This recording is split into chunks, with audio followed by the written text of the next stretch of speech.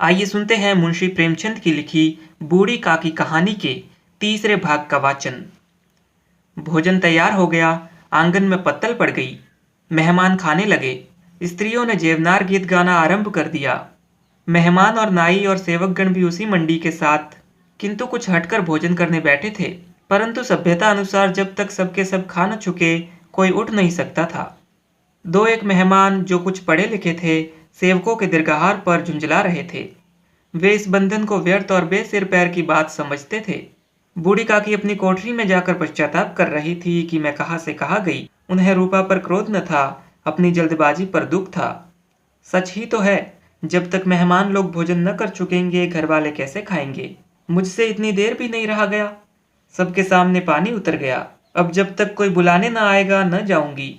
मन ही मन इस प्रकार का विचार कर वह बुलावे की प्रतीक्षा करने लगी, परंतु घी की रुचिकर सबास बड़ी ही धैर्य परीक्षक प्रतीत हो रही थी।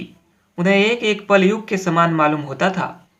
अब पत्तल बिछ गई होंगी, अब मेहमान आ गए होंगे, लोग हाथ पैर धो रहे हैं, नाई पानी दे रहा है। मालूम होता है लोग खाने बैठ गए। जेवनार गाया जा रहा है। धीरे धीरे एक गीत गुनगुनाने लगी। उन्हें मालूम हुआ कि मुझे गाते देर हो गई। क्या इतनी देर तक लोग भोजन कर ही रहे होंगे? किसी की आवाज नहीं सुनाई देती। अवश्य ही लोग खा पी कर चले गए। मुझे कोई बुलाने नहीं आया। रूपा चिढ़ गई है। क्या जाने न बुलाए, सोचती हो कि आप ही आ जाएंगी। वह कोई मेहमान तो नहीं जो उन्हें बुलाऊं। बूढ़ी काकी चलने के लिए तैयार हुई।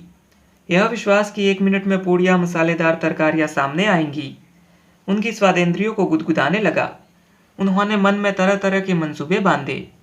तरकारी से पूड़ियाँ खाऊंगी, फिर दही और चक्कर से कचौड़ियाँ रायते के साथ मज़ेदार मालूम होंगी।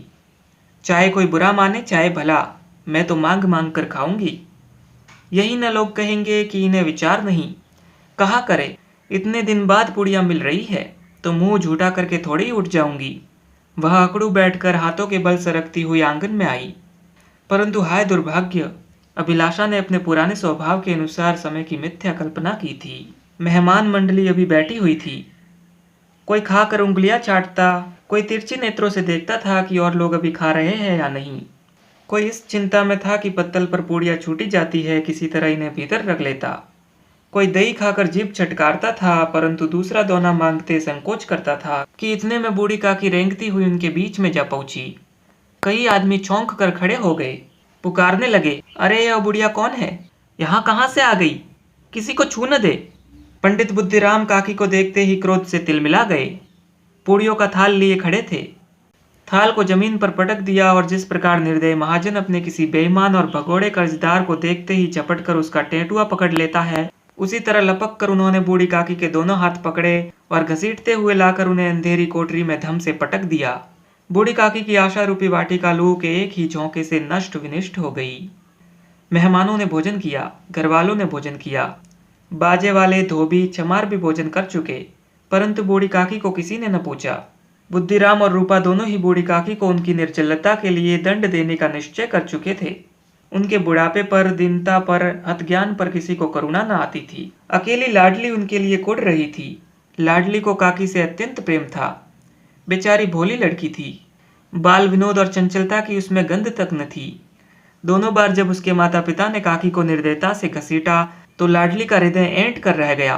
वह झुंझला रही थी कि यह लोग काकी को क्यों बहुत सी पूड़ियाँ नहीं दे देते। क्या मेहमान सब की सब खा जाएंगे?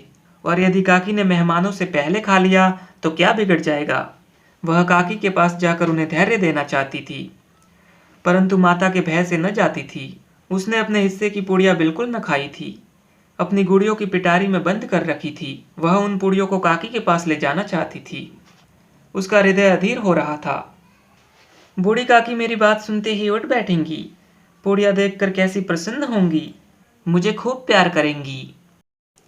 अभी आप सुन रहे थे मुंशी प्रेमचंद की लिखी बूढ़ी काकी कहानी के तीसरे भाग का वाचन। धन्यवाद।